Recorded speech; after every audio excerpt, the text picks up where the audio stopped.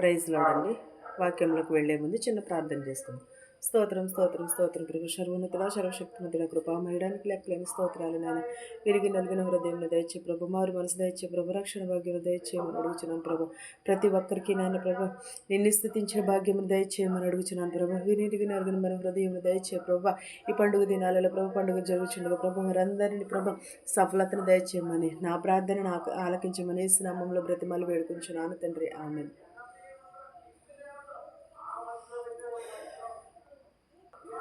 లోకాసు వార్త 2:31 నుంచి ఎలాగో రాయబడి ఉన్నాయి. కొన్ని వచనాలు చదువుకుందామండి.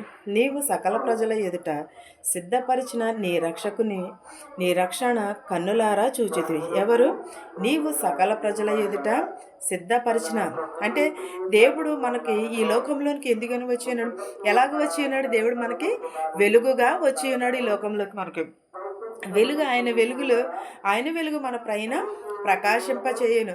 వెలుగును కానీ ప్రజలైన ఇశ్రాయేలుల మహిమను కూడా దేవుడు మనకి అనుగ్రహించి ఉన్నాడు. అంటే దేవుడు మనలో ఉన్నట్టే కదా. నీ సకల ప్రజల ఎదుట సిద్ధపరిచిన నీ రక్షణను నేను కన్నులారా చూచితిని అన్నాడు. ఈ లోకానికి పాపులను రక్షించడానికి వచ్చి ఉన్నాడు యేసుక్రీస్తు వారు. ప్రతి ఒక్కరిని పాపి కూడా నశించిపోవటం దేవునికి ఇష్టం లేదు. కాబట్టి ప్రతి ఒక్కరికి కూడా రక్షించడానికి కన్నులారా చూచి యేసేపును ఆయన తల్లియు ఆయనను గూర్చి చెప్పబడిన మాటలను విని ఆశ్చర్యపడిరి. అంటే యేసేపు తన తల్లియు ఆయనను గూర్చి చెప్పబడిన మాటలను విని ఆశ్చర్యపోయారంట. చాలా మనం పిల్లలు నడుస్తూ ఉంటున్నారనుకో, మనం ఎంతో ఆనందపడిపోతూ ఉంటాం. అలాగే చిన్నపిల్లలుగా ఉన్నప్పుడు వారు మాట్లాడే ముద్దు మాటలకు కూడా మనం చాలా సంతోషిస్తూ ఉంటాం. అలాగే దేవుని మాటలకు కూడా వారు ఎంతో ఆశ్చర్యపడిపోయారంట. ఎంతో ఆశ్చర్యపడి సిమియోనును వారిని దీవించి, ఇదిగో అనేక హృదయ ఆలోచనలను యేసుక్రీస్తు వారు ఈ లోకంలోనికి పాపులను రక్షించడానికి వచ్చి ఉన్నారు. వారందరూ కూడా రక్షణ పొందాలి, మారు మనసును పొందాలి. రోగికి వైద్యుడు కావాలి, ఆరోగ్యం కలిగిన వారికి వైద్యుడు అక్కర్లేదు. అలాగే ఈ లోకంలో అనేక మంది పాపులు ఉన్నారు. కాబట్టి పాపులను రక్షించడానికి దేవుడు ఈ లోకంలోనికి వచ్చి ఉన్నాడు. ఈ డిసెంబర్ నెలంతా మనం ఏం చేస్తూ ఉంటామంటే యేసుక్రీస్తు వారు పుట్టినరోజును, యేసుక్రీస్తు వారి జన్మదినమును అందరము కూడా జరుపుకుంటూ ఉంటాం. మన క్రిస్టియన్స్ ప్రతి ఒక్కరును కూడా జరుపుకుంటూ ఉంటారు. ప్రతి ఒక్కరు మారు మనసు పొందిన ప్రతి ఒక్కరును కూడా మారు మనసు పొంది ప్రతి ఒక్కరును కూడా రక్షణ భాగ్యం కోసం ఎదురు చూస్తున్నారు. ఆయన ఈ లోకానికి నశించిపోవచ్చున్న వారిని వెదకి రక్షించడానికి వచ్చి ఉన్నాడు. ఆయన ఈ లోకం అంతటిని కూడా దేవుడు చూచుచున్నాడు. మనమైతే నేను నిన్ను చూసుకుంటున్నాం, కానీ దేవుడైతే సమస్తమును కూడా ఒకేసారి చూస్తున్నవాడు. ఆయన మనం తల్లి గర్భంలోనే ఉన్నప్పుడు, ఆయన మన పిండముగానే ఉన్నప్పుడు మనం ఏమిటనేది దేవుడికి తెలుసు. ఆయన రూపింపబడిన వారు మనం. ఆయన జీవాయువును మనకి ఊదాడు. ఆయన శరీరమును ఆయన మట్టితో చేసి మన శరీరమును మట్టితో చేసి మట్టిని ఎలాగో మలిచి ఉన్నాడు. కానీ మనం ఈ మట్టిని ఎలాగ దేవుడు తన వాయువునిచ్చాడు, జీవంనిచ్చాడు కదా అని మనం తిరిగి దేవునికి ఏమి చెల్లిస్తున్నాము? మనకు మేళ్ళు కావాలి, ఆశీర్వాదములు కావాలి, మన కుటుంబము కూడా దీవింపబడాలి. కానీ దేవునికి తిరిగి మనం ఏం చెల్లించుచున్నాము? అనేకమైన మొక్కుకుంటున్నాము. కానీ దినములు గడిచిపోచున్నవి, సంవత్సరాలు గతించుచున్నవి. కానీ మనం మొక్కుబడులు మాత్రము అక్కడే విడిచిపెట్టేశాము.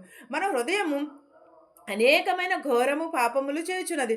కానీ ఆ పాపము విడిచిపెట్టి యేసుక్రీస్తుని వెంబడించుచున్నామా? ఎదుటి వారి మీద మనం అనే మాట తిరిగి మనకే వస్తుందని ఎప్పుడైనా ఆలోచించుకుంటున్నామా? ఎప్పుడైనా మన హృదయాన్ని మనము పరిశీలన చేసుకుంటున్నామా? ఒక్కసారి ఆలోచించండి. ఎవరో చెప్పడం కాదు, మన హృదయానికి తెలుసు, మనసుకు తెలుసు మనం ఏమిటి, మన విధానం ఏమిటి అని ప్రతి ఒక్కటిని కూడా తెలుసు.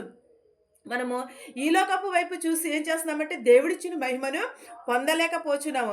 కానీ దేవుడు మనకి అనేకమైనవి అనుగ్రహిస్తున్నాడు. ఆయన ఈ లోకంలోనికి వచ్చినది నెరవేర్చడానికి వచ్చి ఉన్నాడు. ఆయన యెహోవా దేవుడు ఆజ్ఞాపించినట్టు ఈ లోకమును రక్షించడానికి రక్షణ భాగ్యం. ఆయన పేరే యేసుక్రీస్తు అనగా రక్షకుడు అనే అర్థం అన్నాడు. ఆ రక్షకుడు మనము అభిషక్తుడికి మనము ఏం చేయుచున్నాము? మన బిడ్డలు మన మాట వినకపోయేసరికి మనం ఎంతో బాధపడిపోతున్నాం. కానీ దేవుని బిడ్డలం కదా మనము. అలాంటినప్పుడు దేవుని మాట మనం వినకపోతే ఎలా దేవుడు రాదా? దేవునికి బాధ కలగదా? మనకే కానీ బాధ. కానీ దేవుడు అయినాను సరే కోపపడలేదు. ఒకవేళ కోపపడితే సాయంకాలం లోపు వరకు మాత్రమే ఉండవాళ్ళను. ఉదయము ఉదయం నుంచి సాయంకాలం హస్తమయ్యేలోపు మన కోపం ఏమైపోవాలి? విడిచిపెట్టాలి. కానీ మనం మనుషులం విడిచిపెడుతున్నామా? ఎప్పుడైనా మన హృదయాన్ని మనం పరిశీలన చేసుకుంటున్నామా? మనం ఎలా ఉంటున్నాము దేవుని ఎదుట మనము? ఒక్కసారి మన హృదయం ఈ పండుగ దినాలలో, ఈ కొత్త సంవత్సరంలో అడుగుపెట్టే ముందు మనము మారు మనసును పొందాలి. మన హృదయమును మార్చుకోవాలి. మన మనస్సును మార్చాలి. ప్రతి ఒక్కరమును కూడా నూతన సంవత్సరంలో నూతన స్వభావమును కలిగి అడుగుపెట్టాలి. నూతన మనస్సును కలిగి మనము అడుగుపెట్టాలి. అనేక సంవత్సరములు గడిచినా కానీ మన హృదయాలు మాత్రం మారవు. ప్రతి ఒక్కరమును కూడా ఒక వాగ్దానం చేసుకోవాలి. ఆ వాగ్దానమును మన మనసులో అనుకుని కొత్త సంవత్సరంలో నెరవేర్చుకోవాలి. ఏంటది? దేవుని ప్రభువా, నీ వాక్యంలో నేను స్థిరము కలిగి ఉండుటకు సహాయము చెయ్యి. నేను అనుకోకుండా నాకు సహనం ఇవ్వు అని మనం ప్రార్థన చేసుకోవాలి. నేను నిన్ను నమ్ముకుని ఉన్నాను కాబట్టి నా మనసు మౌనంగా ఉండే ఓర్పును సహనంను దయచే ప్రభువాను చెప్పటం చాలా ఈజీయే, కానీ నేను ఒప్పుకుంటాను. కానీ దానిని అనుసరించడం చాలా కష్టము. కానీ అలాంటివి కోరుకోవాలి మనం నిరీక్షణ కలిగి వాళ్ళు. యోబు ఎంతో నిరీక్షణ కలిగి ఉన్నాడు. అందులో ఒక ఆవగించంత అయినా సరే మనము నిరీక్షణ కలిగి ఉండాలని ఈ ఈ కొన్ని మాటలు దేవుడు దీవించునుగాక. ఆమేన్. ప్రార్థించుకుందాం. స్తోత్రం, స్తోత్రం, స్తోత్రం, స్తోత్రం ప్రభ సర్వోన్నతుడ, సర్వశక్తిమంతుడ, కృపామయుడ, నీకు లెక్కలేని స్తోత్రాలు నాయన. విరిగి నలిగిన హృదయం దయచే ప్రభ, మారు మనసు దయచే ప్రభ, రక్షణ భాగ్యం దయచే ప్రభ, చూసిన వారికి వినిచిన వారికి ప్రభ, ప్రతి ఒక్కరికి మారు మనసు దయచే ప్రభ, మా శత్రువులు మిత్రువులు దీవించినాయన, ధనికులనేమి భేదాలనేమి దీవించినాను ప్రభ, ఇతర దేశాల్లో పనిచేసుకుంటున్న వారికి శక్తిని బలంను దయచే ప్రభ, మెడికల్కి వెళ్చిన పీసీసీకి వెళ్తున్నారు ప్రభ, ప్రతి ఒక్కరిని దీవించి ఆశీర్వదించమని అడుగుతున్నాను నాయన ప్రభ. ప్రతి ఒక్కరికి నీ రక్షణ భాగ్యం దయచేయమని అడుగుతున్నాను ప్రభ. ఎక్కడెక్కడైతే పండుగలు జరుగుతున్నాయో ప్రభా, అక్కడ సఫలతను దయచే ప్రభా. మా హృదయం మారుటకు సహాయం చేయ ప్రభా, మా మనసులు మారుటకు సహాయం చేయ ప్రభా. నూతన సంవత్సరంలోనైనా ప్రభా, నీ వాక్యంను అనుసరించే ధన్యతను దయచేయమని, నా ప్రార్థనను అంగీకరించమని యేసు నామములో బ్రతిమాలి వేడుకొనుచున్నాను తండ్రి. ఆమేన్.